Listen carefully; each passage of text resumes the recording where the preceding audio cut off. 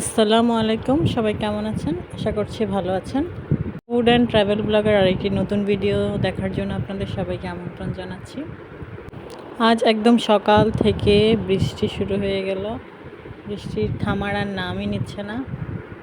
এই বৃষ্টি দিনে খিচুড়িটা একদম পারফেক্ট একটা খাবার, বৃষ্টির সাথে মানানসই। তাই আজকে ওয়েদার ডিমান্ড রান্নাবান্না করছি। খিচুড়ি দিয়ে মুরগি, সাথে সবজি। হঠাৎ করেই মনে হলো এরকম একটা খিচুড়ি রান্না করি, মাংস দিয়ে, সবজি দিয়ে।